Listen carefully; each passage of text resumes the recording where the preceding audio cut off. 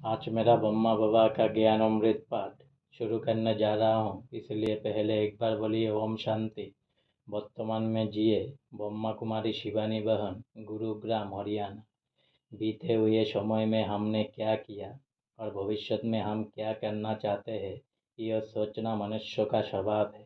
इन सब बातों में हम आत्मा की भूमिका को भूल जाते हैं और यह सोचने लगते हैं कि जो मैं कर रहा हूँ वो मैं ही कर रहा हूँ।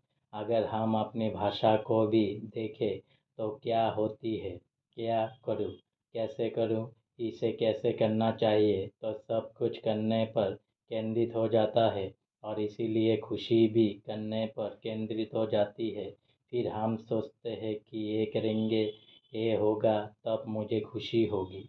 राजयोग हमें सिखाता है कि आप शरीर नहीं हैं, आप एक आत्मा हो। पहली बात तो हमें यह समझाना लेनी चाहिए कि हमारी खुशी किसी चीज़ पर निर्भर नहीं है।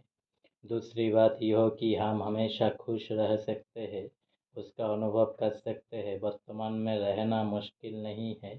अगर हम कुछ बातों का ध्यान रखें तो फिर वर्तमान में रहना बहुत आसान हो जाएगा।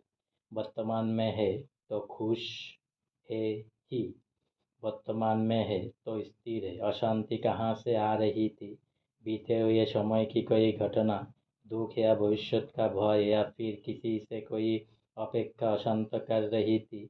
अपेक्षा हमें अशांत करती है। भविष्य में आपका व्यवहार कैसा होगा, परिस्थिति कैसी होगी, इन सब बातों का पूर्वानुमान कर लेना ही अपेक्षा है और ये वर्तमान में नहीं होता है। अगर हम वर्तमान में रहेंगे तो हमारी अपेक्षा खत्म हो जाएगी, क्योंकि अपेक्षा और पूर्वानुमान दोनों हमेशा एक समान होते हैं। जो व्यक्ति वर्तमान में रहता है वह अचल रहता है। इसमें कुछ बातों पर हम ध्यान देते हैं। सबसे महत्वपूर्ण बात यह है कि मैं जो हूँ, जैसा हूँ, मैं खुश हूँ, संतुष्ट हूँ। इसके लिए मुझे किसी से तुलना करने की आवश्यकता नहीं है।